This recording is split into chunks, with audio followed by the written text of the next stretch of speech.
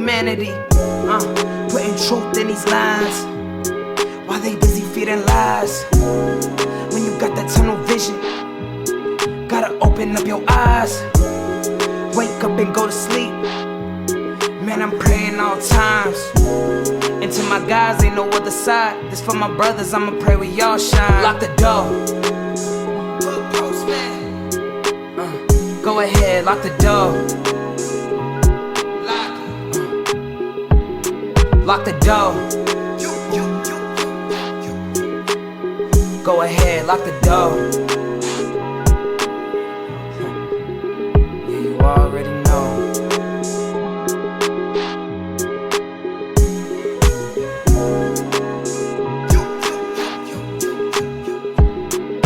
Depending on the lessons, some people eat, some people learn. But the game is gonna send you a bill. Lock the door. Professor Melly Bell, the Hood Postman. Who I'm here with today? Oh, Swannyfly out the Fidgies. Man, there you go, man. Swannyfly, man. Let's get into it, Swanny. I've been trying to get you back on for quite some time. I think that what you have to say is important, because there's a lot of youngsters that need to hear more of you, because your range and the depth from which you speak is very vital and just necessary. And in order to accept both compliments and criticism, it takes both the sun and the rain for a flower to go. So for a flower to grow. So with that being said, we have to pour that same energy into our youth, because they're out there on these lines and they don't know that life has no remote control. You got to get up and change it yourself.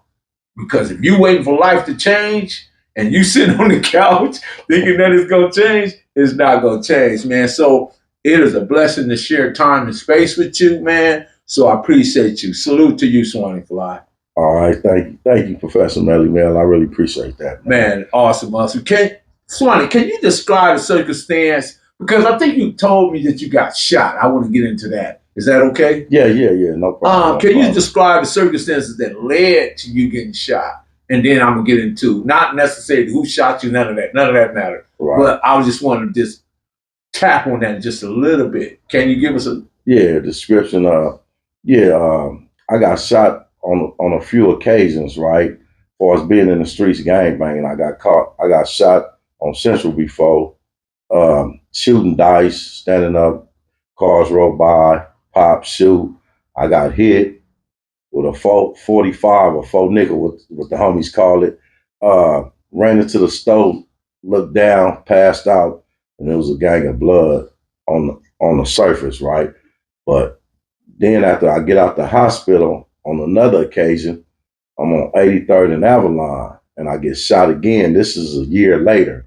I get popped, right? And I'm like, damn, why is all these, why is I'm getting shot? I'm attracted to bullets, niggas, shooting and doing all this type of incident. And on another occasion after that, probably a year later, I get shot up again at a restaurant right there on Vernon and Fig on another occasion. And it was all bad, but just say this, karma was a motherfucker. I didn't meant to cuss on the Postman show, but I had to let y'all know karma is a motherfucker. The things that you do in life, sometimes it comes back to haunt you. It'll hunt you in a different way. Sometimes we got to be mindful of things what we do, and being that when you on the streets doing what you do, you don't have a conscience that you thinking that okay, I did this, I got away with it. But at the end of the day, something gonna happen, because you got to pay your taxes to these street laws. As far as gang banging and doing what you do, selling drugs, whatever you're doing in life, right? Everything come back to a full circle, 360 degrees.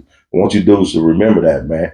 It's what you do in life. Don't think you always got away with something you did, because it'll hunt you in your dreams. And right now, it's a lot of G dudes from Bloods and Crips that they have demons that's hunting them because of the simple fact of what they did something in life. And they can't let go. A lot of them is on drugs. They trying to drink themselves to death, smoke themselves to death, because of things that they did in life and the things that they thought weren't going to catch up with them. Some people got conscience. Some people don't have conscience. But at the end of the day, we always think what we done in our lifetime when we sitting behind them bars or either we on the streets. Man, it's a terrible fact. Gangbanging comes with all territories. You either going it's not the gang that's gonna kill you, but it's the gang banging that's gonna kill you. It's never the gang. You can say, well, the homies, dude killed the homie. No, dudes didn't kill the homie. Gang banging killed the homie. And that's what comes with the territory. We out here gang banging and doing all this stuff. We get shot up and we realize I ain't did nothing to nobody, but it's the things that you did in life that'll come back and hunt you. That's what's up, man. How did the shooting change your perspective on gang life? Oh man, the shootings, was they man it never changed because I kept gang banging. Being that I looked at opportunities of the things I done in life, right? The first time I got shot, I was like, damn, is I'm gonna die this young? Damn, is it over with? I'm thinking in the back of my mind while I'm passing out, like, I only lived 18 years to be on this earth and never enjoyed myself. The first time I ever got shot. So just thinking about that and lost a lot of blood and in the hospital. And the second time I got shot, it was like, damn, man, I'm doing something wrong but I know I was doing wrong. But I was like, damn, is I'm gonna die again? You know what I'm saying? But in some way, I paid all my taxes, man. In and out of jail, I done got shot up. And I guess God still got me here for a reason. And somehow, I'm trying to really break the barrel with a lot of homies and trying to do right in my life. I'm 57, so I'm looking for a change. You know what I'm saying? With my community that I really help out, so I'm really looking for a change. You mentioned 57. Tell everybody where is that at and what neighborhood that is. Oh, 52nd. 52nd. Oh yeah, 52nd is in my community, Bloodstone Village community, right? From Slauson to Compton to Central on down to like 48. Or if you go from Compton on down to Vernon and Hooper and Ascot down to Vernon, that was all our turf at one time, right? But 52nd is we had a thing called the Twin Ponds where we used to kick it at. And that was all the homies used to meet at. It was across a school, an elementary school called Hooper Avenue, where the homies used to sit over there and we used to shoot dice all the time and kick it up in there and drink and homies smoke weed, whatever, right across the Twin Ponds. But 52nd and all the 50s we was a deep neighborhood. Our neighborhood was down. We had homies. We had a lot of homies that really repped the set. We was just out there, man, and the graffiti on the wall. And I can say this about my hood. And I love my homies that when I couldn't go home, I spent the night over my homie's house.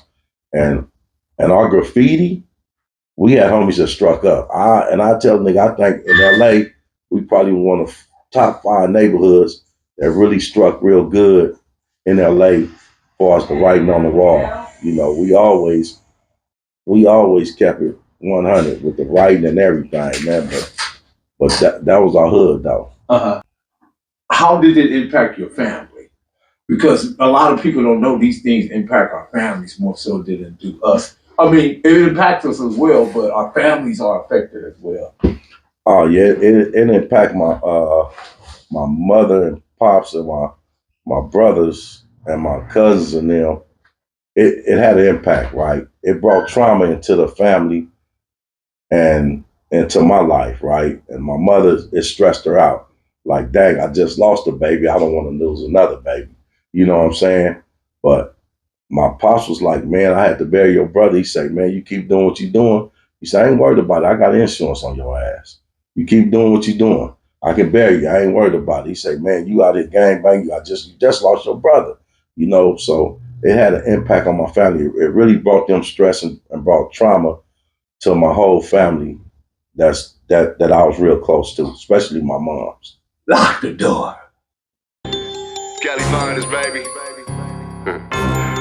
Proof of grind all the time. Music money. Got a dollar sign. Hub City. I'm a street nigga. Streets fuck with me. I'ma keep pushing products till the fans get me. It's guap off top. Diamond Cartier. That nigga Wall won't give a pro bitch the time of a day. They see me climbing, they see me shining. That's hard work, proof of grinding. New money got me tipping in that 550. Ali, bad man, and I'm so pretty. I got that tech with me, that's my hater sprayer. Go big, grind now, nigga, play later. What can I say? I'm addicted to this paper stacking, and I don't talk about it, I just make it happen.